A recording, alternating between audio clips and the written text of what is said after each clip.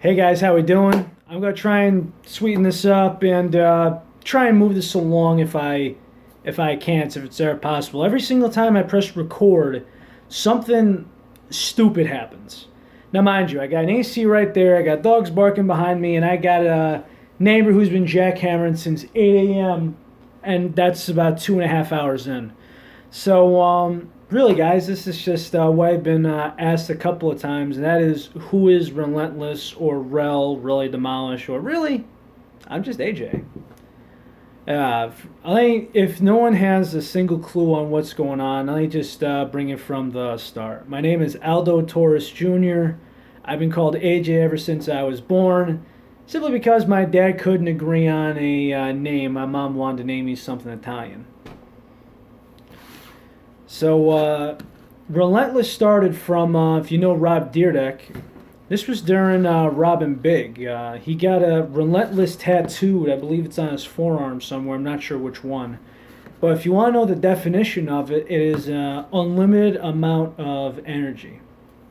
And that could be good, bad, positive, negative, however you want to put it in perspective. And it's just been something I've been using for, like, gamer tags, PSN, all that stuff. But eventually the name of Relentlezz really, well, kind of held on to being a title, actually. As far as writing goes, I'm just going to bring you right to where it happened. Now, I used to watch anime on Toonami as in middle school, occasionally during high school. But obviously, that's if you're not doing anything. Like if you're out and about, you're doing something. You're just chilling, you're hanging out, you're doing whatever. And it really kind of started like the real big thing. It was January sometime. I already had a car loan, and I started making a lot, like more than I knew what to do with before the real bills started happening. But I was just kind of in that spot where work stopped. I was only working like 12 hours a week, and I'm like, it's wintertime. It's cold outside. I can't travel to skate. I am a skateboarder before I was really a writer. And I just needed to do something to occupy my time that wasn't going to take a lot of money. And then I just kind of created a Netflix account and went to the anime section. And Rosario Vampire, ironically, was the first one I watched. And I slowly took my time and watched itself all the way through. And I was so bummed that the anime ended. There was no season 3. I kind of thought it was a lost cause. So I ended up started reading some fan fiction and just kind of like what ifs. Some good, some okay, some cringy. It's just how the fan fiction genre goes. And I just kind of started myself thinking, I'm like, let me get back into writing again. I was shut down by a couple of college professors saying that it's like, you're a good storyteller, but that's about it. And I still strive to prove them wrong. And one of them was a nice guy, and the other one was a complete and utter bitch. Complete and utter bitch. And there was times where I had her one semester, and then next semester later I said, hey, good morning, Suppressor. She goes, good morning, young man. Didn't even just basically like wave me off and everything like that. There's a lot I despise about her, which I will not get into. But really, I'm kind of thinking about this, and Kurmu was my first fan fiction, which that taught me a lot because there's a lot that contradicted itself, and I had to back it up, and it taught me a lot. But the real reason that this all started was because of the what ifs. It was like, what if Kurmu had a man she deserved? What if Skune solely went after Mocha? What if Mizure had somebody to actually take her away from, the priestess? What happened if Yukari found that girlfriend that she really could stick with? And there's a lot I gotta cover. There's let's see, in my file of to-do list. There's as far as popular girls that I really gotta get to.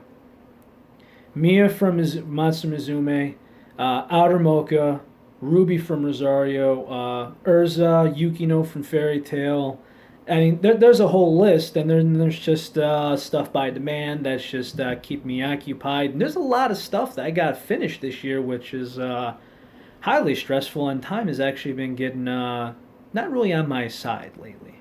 It's been definitely hard. Definitely hard. And it's hard not to make new stories and keep up with the old ones. I got writer's block on some.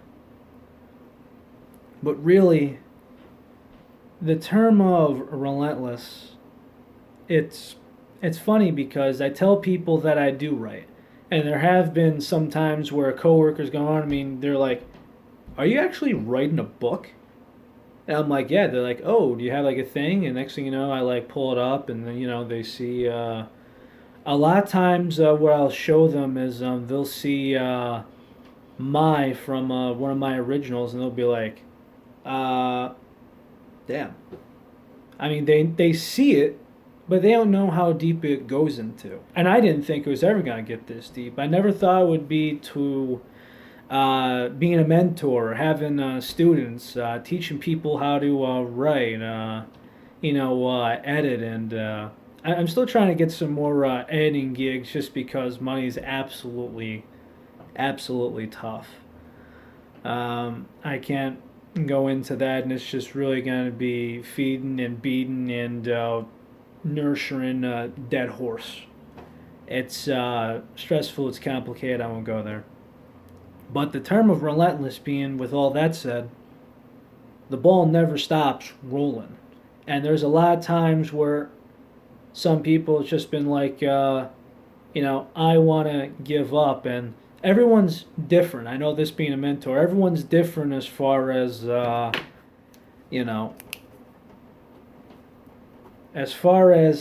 teaching goes. Some people are more sensitive, some people can't take criticism, and you learn all that.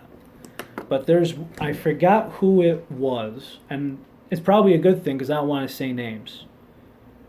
But he just kind of said, "I'm not liking how things are going, man." And I'm like, "Trust me, you know." And he goes, "What the hell do you know about this?" And I'm like, "Listen, buddy, there's a guy three doors down that's struggling with cancer right now. 3 towns away, there's a guy that just came home that got amputated because a drunk driver hit him while he was on his motorcycle with his girlfriend. 7 surgeries, had most of his leg removed. There's somebody else who has a condition in this house that will be with her for the rest of her life. There's somebody else in this house that's getting 4 feet of his intestines removed. Don't give me no bullshit. Don't piss on my leg and tell me it's raining." And I just remember him going, "Oh shit." Back away, put in the seat. And he goes, "Sorry." And I said, "We're straight. We all got things to tend to. We all got troubles. As a mentor, I can only do so much. At the end of the day, I could lead, but you drive the bus. I could navigate, but you drive. That's how it works."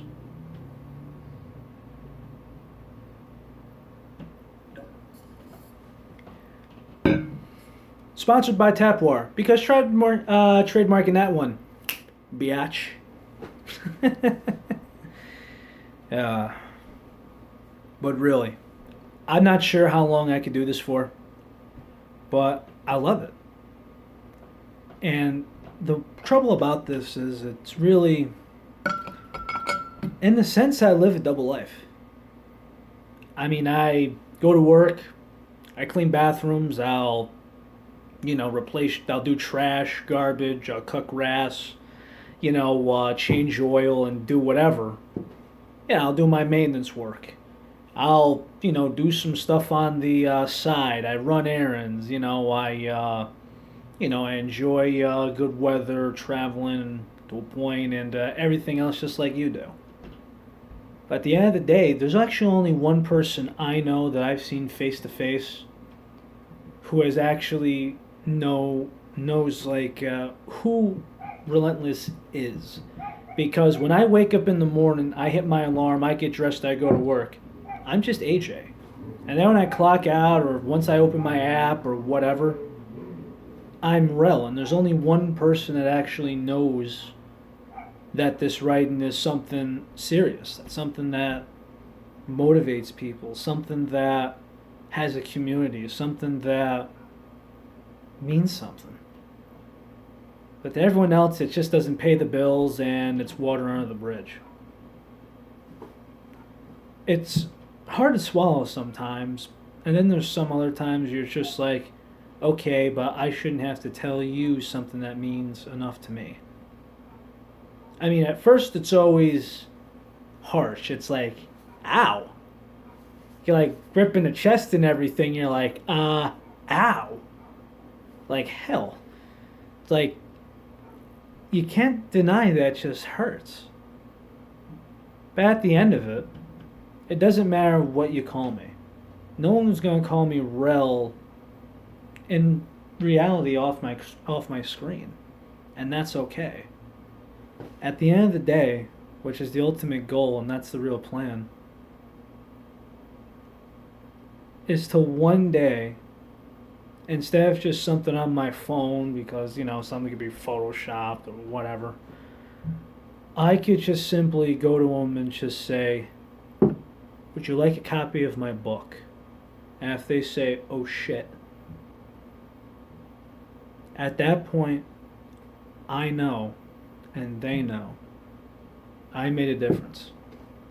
And where if that book makes money, or if I just have a couple copies of like 100 or 500 or whatever the minimum quantity is.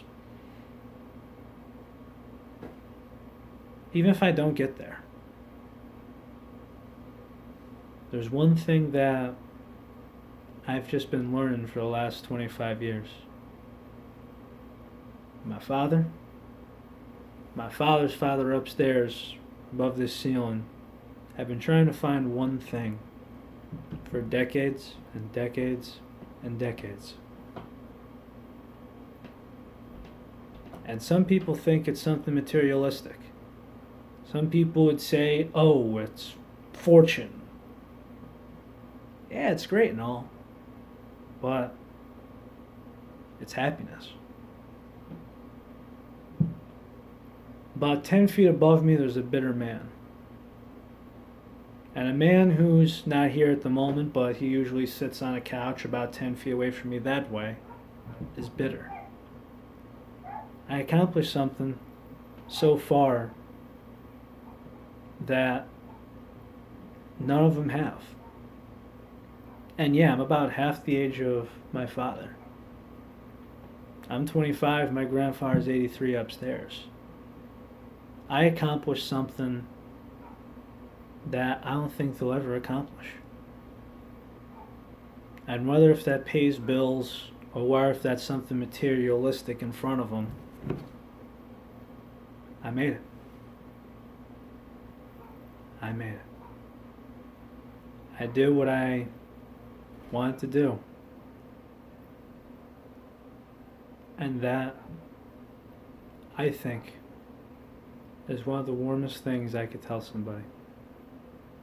And in some time now, when I might have the joy of having children, I might have a kid who might be sitting on my lap or in my arms, maybe one day, if I'm lucky enough. Maybe I could tell them that story too. And whenever grandpa or great-grandpa gets angry, I'll just say, they mean well, you'll learn. And go from there. Thank you, everybody. I love you all. Truly. This is really what I live for. I mean, I enjoy my life outside of my screen. But I love this. And it makes me feel like I've really done something positive. I've done something good for many, many people. I've helped motivate them. I've gave them some advice on dating, writing, simple stuff, some personal stuff. And maybe one day this can be a career or something I could do on the side. You never know. The potential in itself is, just like me, relentless. Take care.